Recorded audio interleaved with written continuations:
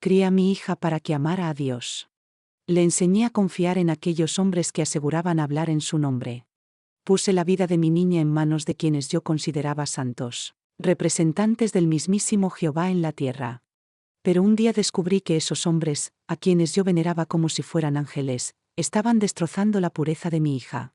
Le estaban arrebatando la inocencia poco a poco. Usaban el nombre sagrado de Dios para esconder sus deseos más oscuros y perversos. Cuando lo descubrí, sentí que mi corazón de madre se rompía en 1000 pedazos. Ver a mi niña apagándose en silencio me resultaba insoportable. Hice lo que cualquier madre haría, proteger a su hija. Pero esos mismos hombres, en vez de ayudarme, me señalaron. Me llamaron loca, me tacharon de rebelde y me trataron como si fuera un peligro para la congregación. Me acusaron de faltar a la fe y de ir en contra de la voluntad de Jehová. Me hicieron sentir como si yo fuera la enemiga, cuando en realidad solo intentaba salvar a mi hija. Me obligaron a callar, a bajar la cabeza, a aceptar que todo debía quedar en secreto. Pero yo veía el sufrimiento en los ojos de mi niña y no podía quedarme de brazos cruzados. Cada noche la escuchaba llorar en silencio, tapándose la boca para que nadie la oyera. Mi alma se rompía un poco más con cada sollozo que intentaba esconder. Quise denunciarlo, quise gritar la verdad, pero la amenaza era clara. Si hablaba, nos expulsarían de la congregación y seríamos rechazadas por todos, incluso por mi propia familia. Ellos sabían perfectamente cómo usar mi fe y mi miedo en mi contra. Me repitieron una y otra vez que, si obedecía, Jehová nos perdonaría, pero si desobedecía, mi hija y yo cargaríamos con la culpa de destruir el nombre de Dios. Me sentí atrapada entre el amor por mi hija y el terror de perderlo todo. Con el paso de los días, mi angustia se volvió insoportable. Miraba a mi hija y veía en su mirada un peso que ninguna niña debería cargar. Intentaba sonreír, pero sus ojos ya no tenían brillo, como si alguien le hubiera robado la luz del alma. Yo también fingía normalidad frente a los demás, pero por dentro me estaba desmoronando. Cada reunión en el salón del reino se convirtió en una tortura.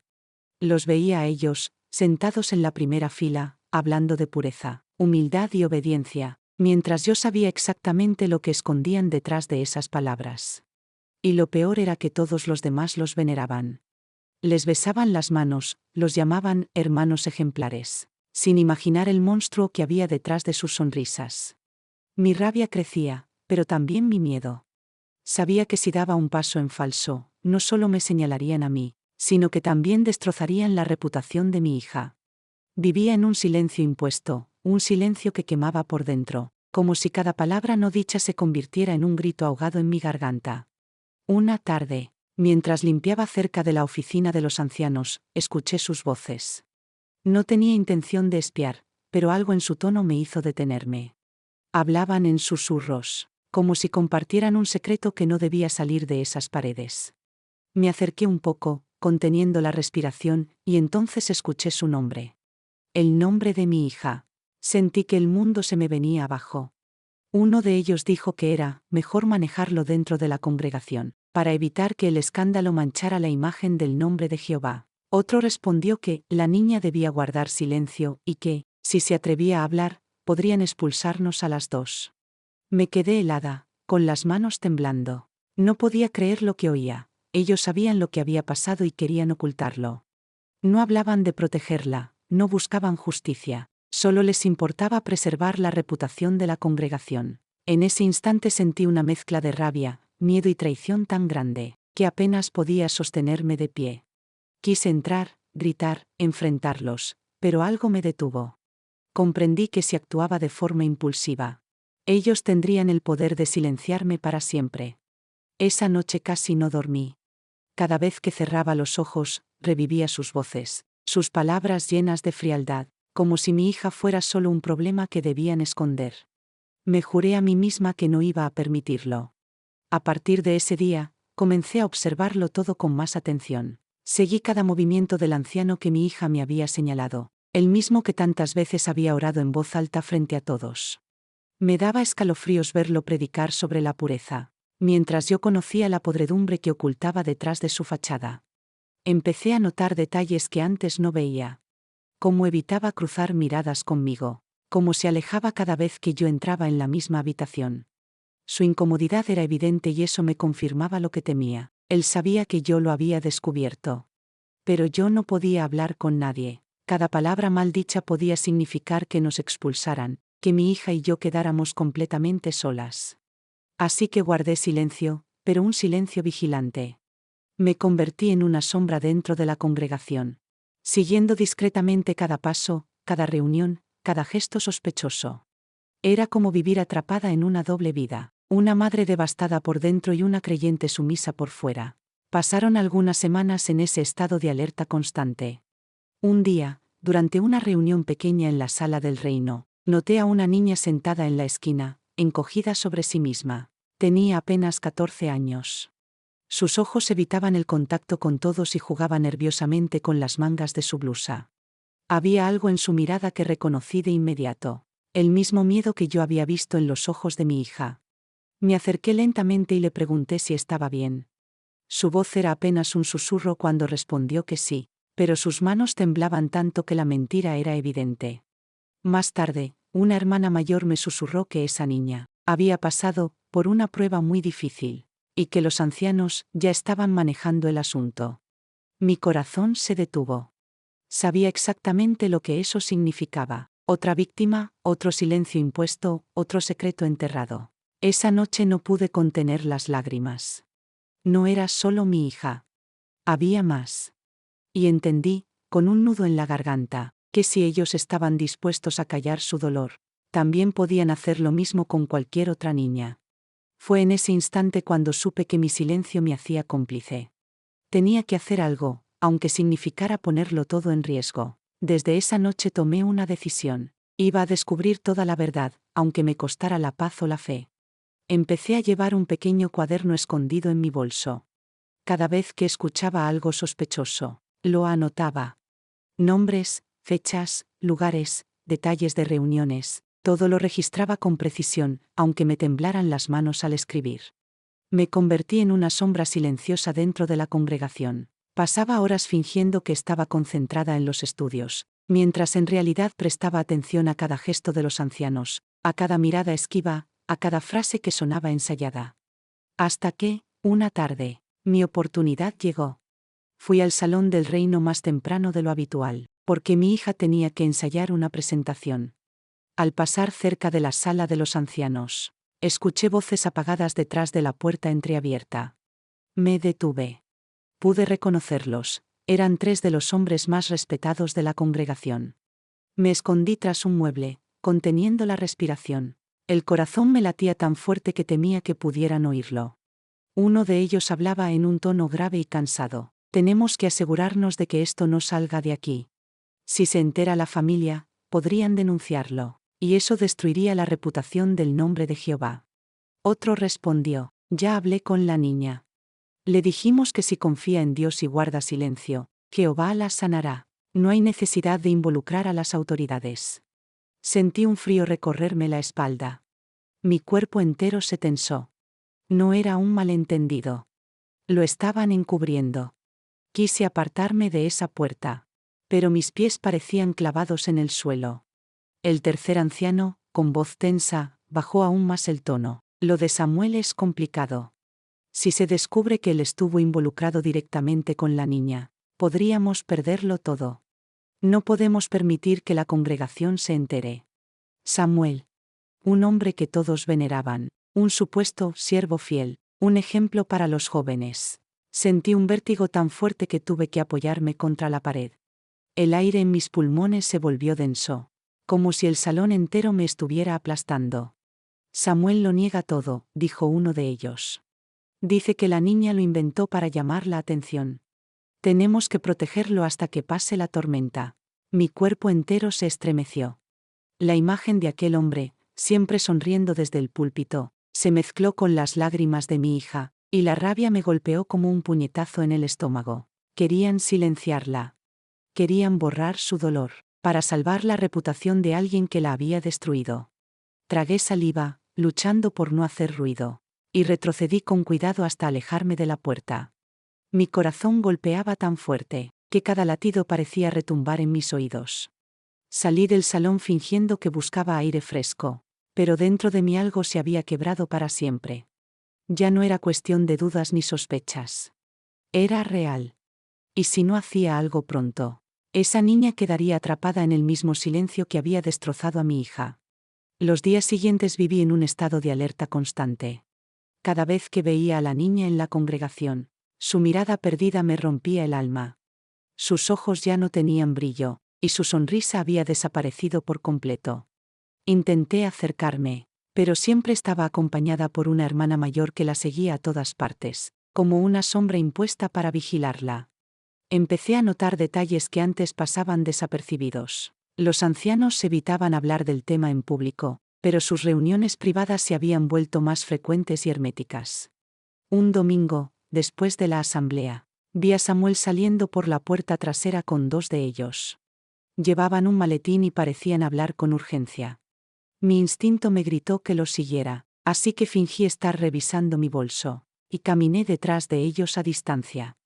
Los escuché discutir en voz baja, y apenas pude captar unas palabras que me helaron la sangre. Hay que moverlo cuanto antes. Si la familia decide denunciar, tiene que estar fuera del país antes de que alguien lo cite. Sentí que el piso se desmoronaba bajo mis pies.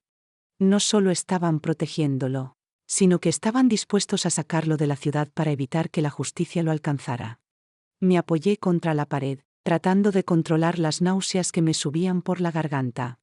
Por un momento pensé en correr, en gritar todo lo que había escuchado, pero sabía que si me descubrían ahora, podrían acusarme de calumnias y aislarme por completo de la congregación.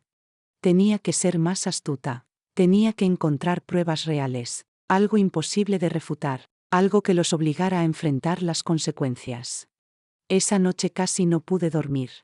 Cada vez que cerraba los ojos, escuchaba las voces de esos hombres, las frases que se clavaban en mi mente como cuchillos. Moverlo cuanto antes, fuera del país.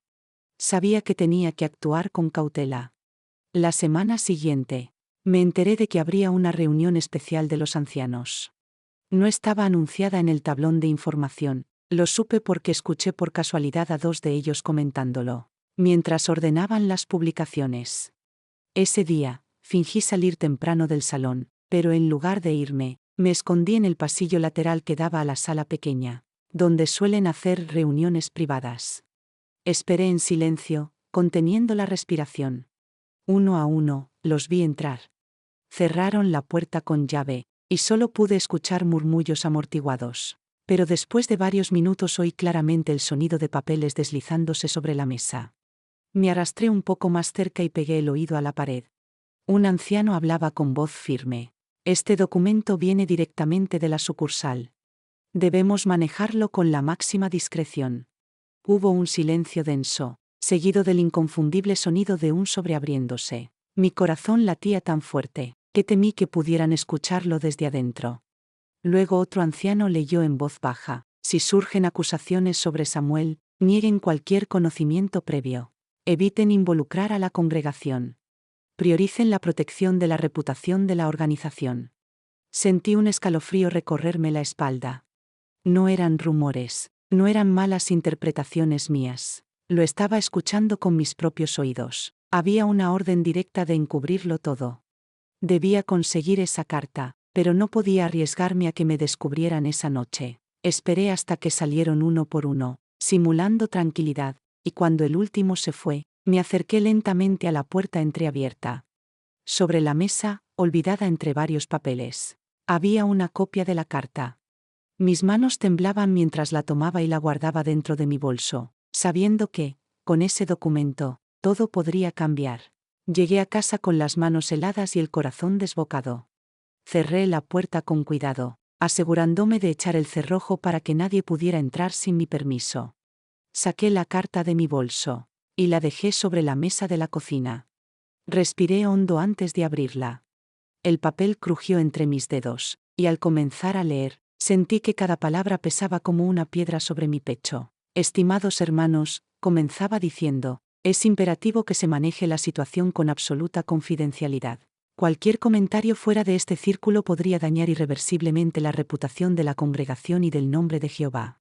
Seguí leyendo, con los ojos ardiendo y la garganta seca. En caso de que se presenten más denuncias, no deben registrarse en los archivos locales.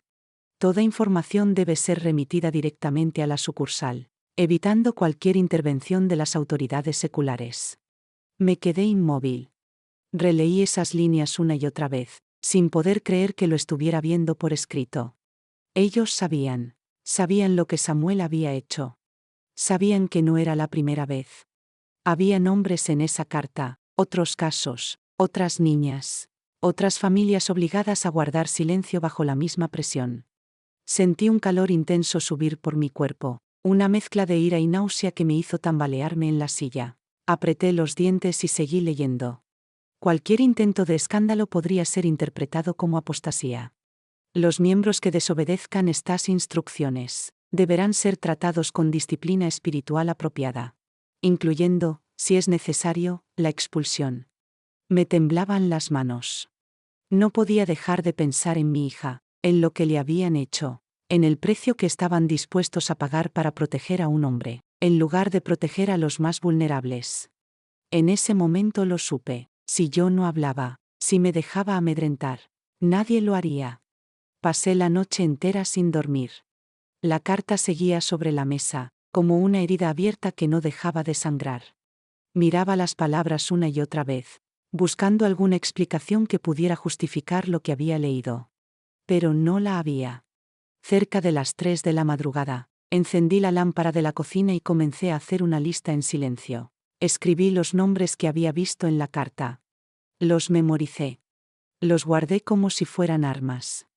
Después abrí un cuaderno nuevo, y anoté cada detalle que recordaba. Las reuniones secretas. Los susurros en los pasillos, las miradas incómodas cada vez que alguien mencionaba a Samuel, y ahora, la prueba más clara, una carta firmada por los ancianos instruyendo ocultar todo. Mientras escribía, las manos me sudaban y el corazón me golpeaba las costillas. No sabía si tenía el valor suficiente para enfrentarme a ellos, pero si sabía una cosa, si no hacía nada, se lo harían a otra niña. Al amanecer, fui hasta la ventana y miré el cielo que empezaba a clarear.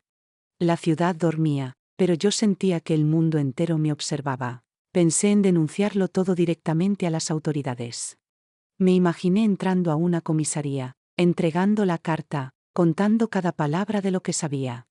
Pero en ese mismo instante, una voz en mi cabeza me recordó las advertencias. Si rompes el silencio, te expulsarán. Serás una apóstata. Nadie en la congregación te hablará jamás. Eso significaba perderlo todo. Mis amigos. Mi familia. Mi propia madre, que aún asistía fielmente, me daría la espalda. Me llevé las manos a la cara, y solté un sollozo que llevaba meses conteniendo. No podía decidirlo de inmediato. Necesitaba pruebas. Necesitaba más que mi palabra contra la suya. Así que tomé una decisión. No diría nada, todavía. Primero, recolectaría todo lo que pudiera, hasta que no quedara espacio para negar la verdad. A partir de ese día, mi vida se convirtió en una investigación silenciosa. Comencé a llevar siempre conmigo una libreta pequeña, escondida en el bolsillo interior de mi abrigo. Cada gesto extraño, cada conversación que parecía cortarse cuando yo entraba, cada reunión informal entre los ancianos, lo anotaba todo. Pasaba horas observando, fingiendo ser la misma creyente dócil de siempre, pero por dentro era una cazadora. Descubrí que los 3 ancianos más influyentes solían reunirse en una habitación trasera del salón, alejados de todos. La puerta siempre estaba cerrada, pero yo aprendí a moverme con sigilo, esperando el momento justo para acercarme, cuando las voces subían de tono. Una tarde, mientras fingía limpiar el pasillo, escuché claramente una frase que me heló la sangre. Si esa niña habla, todos caemos. Reconocí la voz de uno de ellos. Me quedé paralizada, sintiendo que el aire se me escapaba. No podía verlos. Pero sus sombras se movían tras la rendija inferior de la puerta. Cuando dieron por terminada la reunión, corrí al baño y cerré el cerrojo. Apoyé la espalda en la pared fría, respirando entrecortadamente, mientras mi corazón parecía martillar dentro de mi pecho. Esa noche, al llegar a casa, saqué mi viejo teléfono y descubrí que aún tenía la grabadora de voz.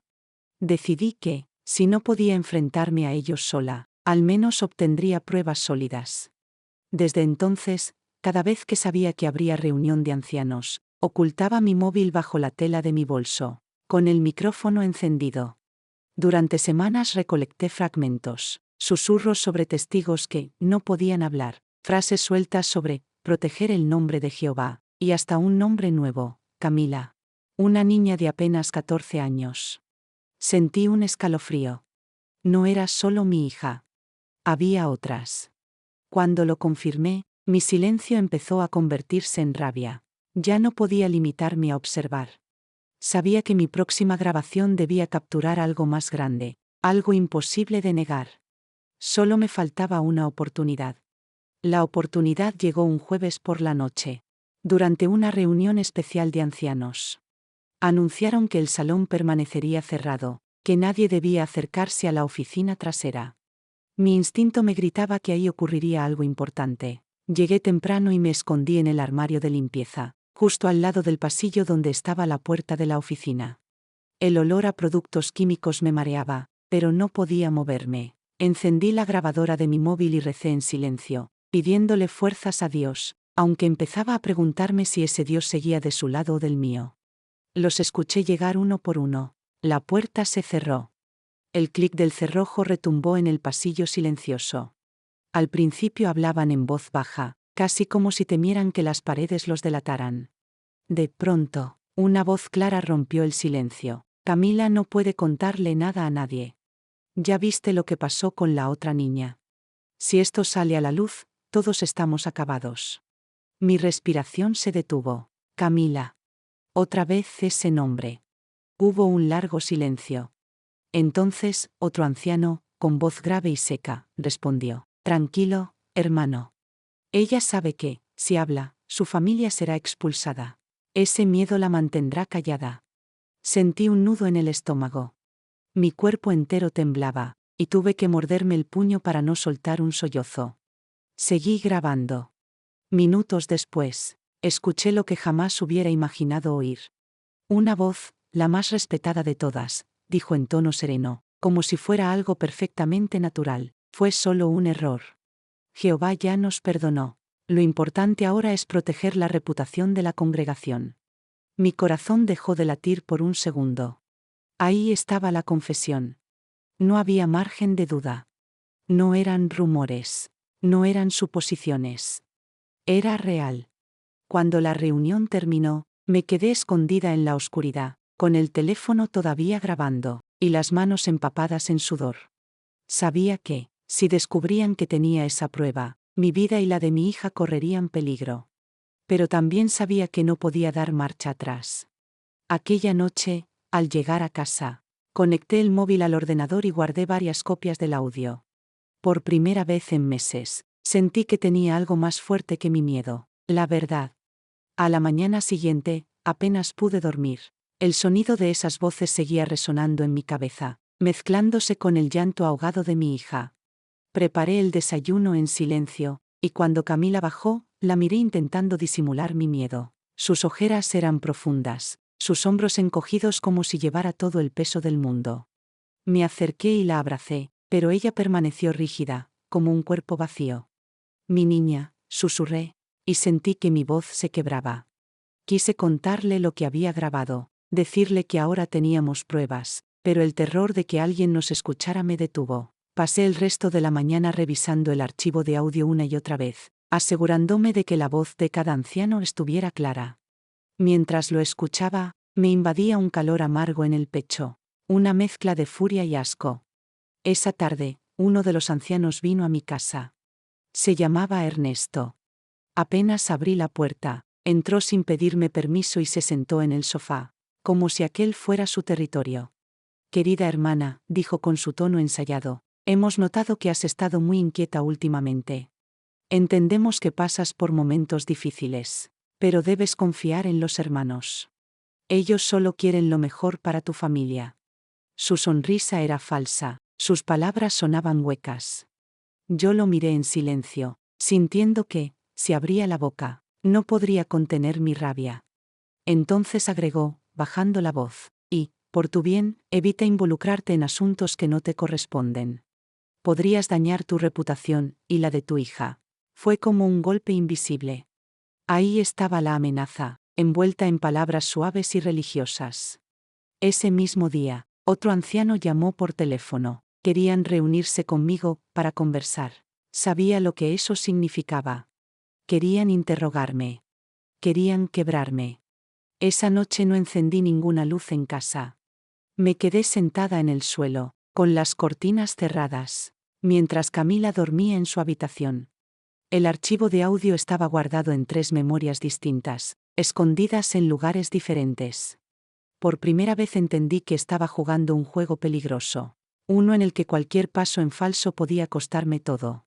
Mi fe tambaleaba, pero mi determinación crecía. Sabía que no podía enfrentarme sola a esos hombres. Necesitaba ayuda. Y debía encontrarla antes de que ellos me encontraran a mí. 2 días después, reuní el valor para llamar a Lucía, una antigua amiga que había dejado la congregación hacía años.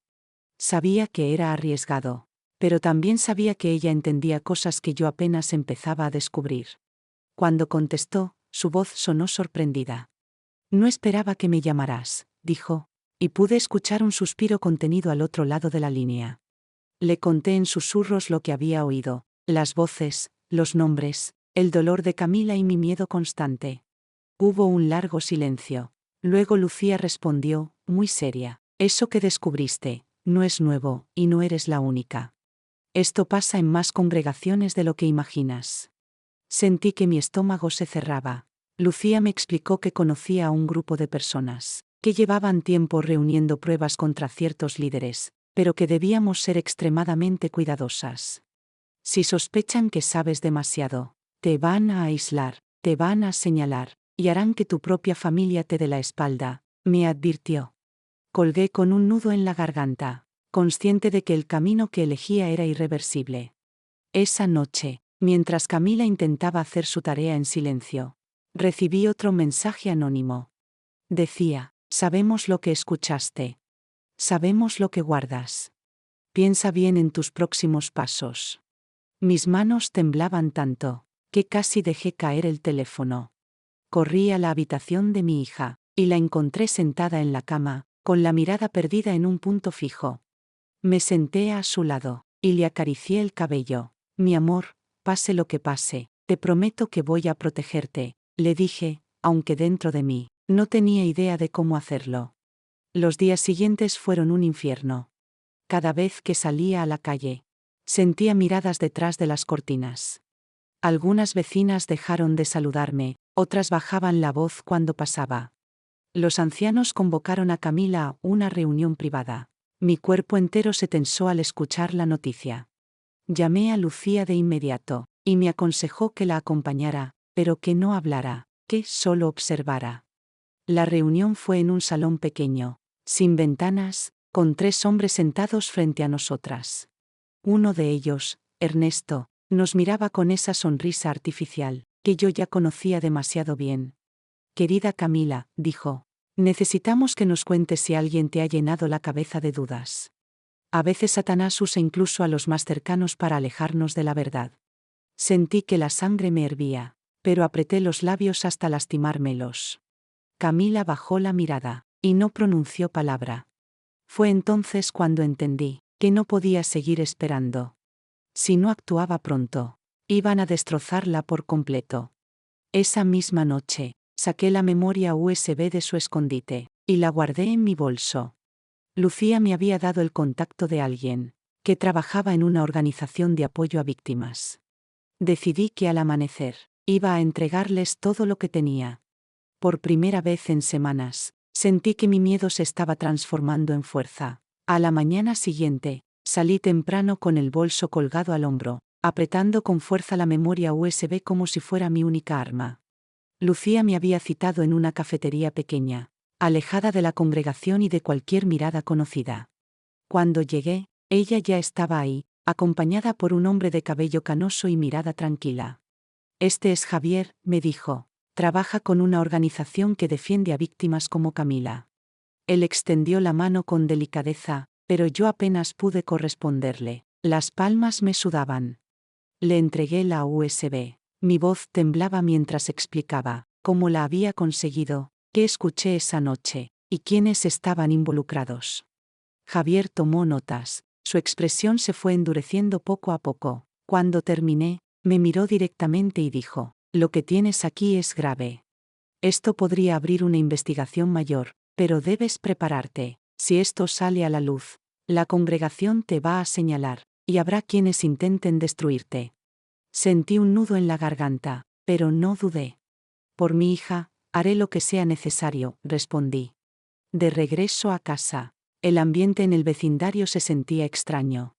Un par de vecinos me observaron desde la acera, y se apartaron sin saludar. Cuando crucé el jardín, encontré una carta anónima bajo la puerta. Decía: «Las madres obedientes cuidan a sus hijos, las rebeldes los pierden». Mi cuerpo entero se estremeció. Esa noche, mientras cenábamos, Camila me miró con los ojos enrojecidos. «Mamá, en la escuela me preguntaron por qué ya no voy a las reuniones. Les dije que no quería hablar. Y se rieron de mí». No supe qué decirle. La abracé fuerte, y le prometí que pronto todo cambiaría. 2 días después, Javier me llamó con urgencia. «Los ancianos saben que entregaste pruebas. Van a intentar adelantarse. Mantente alerta». Esa misma tarde, recibí una citación para presentarme en una reunión especial, con 3 de los líderes de la congregación. Lucía insistió en acompañarme. Cuando entramos, los 3 hombres nos miraban en silencio, sus rostros tensos, las manos entrelazadas sobre la mesa. Ernesto habló primero. «Hemos oído rumores, y queremos saber si has participado en difundir mentiras que dañan la reputación del pueblo de Dios». Mi corazón latía tan fuerte, que apenas podía respirar. «No son mentiras», respondí, con la voz firme pero baja. «Son hechos, y ustedes lo saben». Hubo un silencio pesado, tan denso que podía cortarse con un cuchillo. Uno de ellos murmuró: «Si sigues por este camino, vas a perderlo todo, tus amigos, tu familia, y la salvación». Me incliné hacia adelante, y respondí despacio, palabra por palabra: «Prefiero perderlos a ustedes, antes que perder a mi hija». El rostro de Ernesto se tensó, y golpeó la mesa con el puño. «Te estás poniendo en contra de Jehová», dijo, conteniendo la rabia. Pero dentro de mí, algo se encendió. Por primera vez en meses, no sentí miedo. Salí de esa sala con Camila y Lucía, sin mirar atrás. Sabía que lo que venía sería más difícil, pero también sabía que ya no estaba sola. Esa misma noche, Javier me llamó para confirmar que habían presentado formalmente la denuncia ante la Fiscalía Especializada en Delitos contra Menores. Por primera vez en mucho tiempo, sentí que una pequeña luz empezaba a abrirse paso entre tanta oscuridad. Los días siguientes fueron un torbellino. Mi teléfono no paraba de sonar. Mensajes anónimos, llamadas con números bloqueados, y vecinos que, de pronto, parecían evitarme. Algunos me daban la espalda en la calle, otros murmuraban mi nombre en voz baja. Cuando pasaba cerca, la congregación comenzó una campaña silenciosa contra mí. Se acercaron a mis familiares, les dijeron que estaba confundida, que había sido manipulada por apóstatas peligrosos. Mi madre me llamó llorando. «Por favor, hija, vuelve a la verdad. Dicen que te estás condenando». Pero esta vez, mi voz no tembló. «Mamá, lo que condena no es mi verdad, sino su silencio». Camila, mientras tanto, empezó terapia con una psicóloga recomendada por Javier. Al principio, apenas podía pronunciar 2 palabras. Se encogía en la silla, jugando con sus dedos, como si su voz hubiera quedado atrapada en algún rincón oscuro. Pero poco a poco, comenzó a hablar. Un día, se atrevió a decir su nombre completo en voz alta, y vi un destello de fuerza en sus ojos. Lucía la acompañaba a cada sesión, y yo me sentaba en la sala de espera, con las manos sudadas y el corazón acelerado, esperando que, paso a paso, mi niña pudiera volver a respirar sin miedo. Mientras tanto, Javier me mantuvo informada del proceso legal. «Va a ser largo», me advirtió. «Ellos tienen abogados, contactos y mucho poder. Pero ahora no estamos solos». La fiscalía aceptó la denuncia y abrió una investigación formal. Los 3 ancianos fueron citados a declarar, y aunque negaron todo, la grabación en la memoria USB comenzó a hacerlos tambalear. Uno de ellos, el más joven, terminó confesando que la organización había dado instrucciones internas para manejar casos de abuso sin manchar la imagen pública. El día que Javier me dio esa noticia, sentí que me faltaba el aire.